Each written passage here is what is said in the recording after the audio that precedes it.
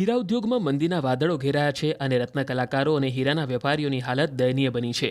ત્યારે આજે શનિવાર નિમિત્તે બોટાદ શહેર અને જિલ્લાના ડાયમંડ એસોસિએશન, રત્ન કલાકારો, હીરાના વેપારીઓ અને હીરાના દલાલો મોટી સંખ્યામાં બોટાદથી 11 કિલોમીટર પગપાળા સાળંગપુર કષ્ટભંજન હનુમાનજી દાદાના ચરણે પહોંચ્યા હતા અને સાળંગપુર કષ્ટભંજન હનુમાનજી દાદા કષ્ટ હણે અને હીરા ઉદ્યોગમાં તેજી આવે તેવી પ્રાર્થના કરીને દાદાને ધજા ચઢાવી પૂજા અર્ચના કરી હતી। રત્ન કલાકાર ભાઈઓ, વેપારી ભાઈઓ, દલાલ ભાઈઓ અને શેઠશ્રીઓના બધાના દુઃખ દૂર કરજો અને બધાને રોજીરોટી મળે એવું કરજો એવું દાદાને ધજા ચડાવી અને બધાએ પ્રાર્થના કરી। કેવા પ્રકારનું આજે આયોજન કર્યું છે તમે?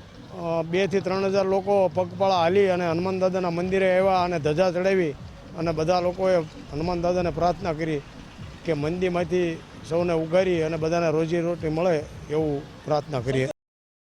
બોટાદ જિલ્લામાં આશરે નાના મોટા થઈ અને 1200 થી 1500 જેટલા કારખાના આવેલા છે, જેમાં આશરે 70,000 જેટલા લોકો પોતાના પરિવારનું ગુજરાન ચલાવે છે। ત્યારે છેલ્લા 2 વર્ષથી હીરા ઉદ્યોગમાં સતત મંદીના કારણે દિવસેને દિવસે હીરા ઉદ્યોગ સાથે સંકળાયેલા તમામ લોકો પારાવાર મુશ્કેલીનો સામનો કરી રહ્યા છે। દાદાને એક જ પ્રાર્થના કરું છું કે હે દાદા, તમે જાજુ નહીં પણ જેટલું અત્યારનું માર્કેટ છે એનાથી ખાલી 20 થી 25% સુધારી નાખો ને તો માણસ 10 થી 15,000 આજુબાજુ પહોંચી જાય તો એનું ગુજરાન ચાલે। એને કોઈ આવકની બચત કરી શકે એવું તો છે જ નહીં, પણ 20 થી 25% જો સુધારો આવી જાય તો દાદા પાસે એ જ પ્રાર્થના કરવા જવાનું છે કે હે દાદા, જાજુ નહીં પણ 20 થી 25%નો આમાં સુધારો કરી દો કે માણસોનું ગુજરાન ચાલે।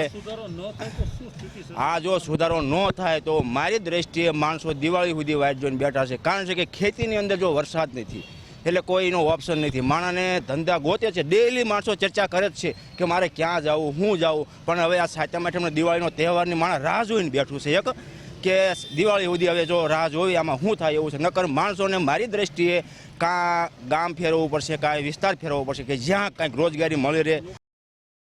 રત્ન કલાકારો, હીરાના વેપારીઓ અને હીરાના દલાલો મોટી સંખ્યામાં બોટાદથી 11 કિલોમીટર પગપાળા સાળંગપુર કષ્ટભંજન હનુમાનજી દાદાના ચરણે પહોંચ્યા હતા અને સાળંગપુર કષ્ટભંજન હનુમાનજી દાદા કષ્ટ હણે અને હીરા ઉદ્યોગમાં તેજી આવે તેવી પ્રાર્થના કરીને દાદાને ધજા ચઢાવી પૂજા અર્ચના કરી હતી।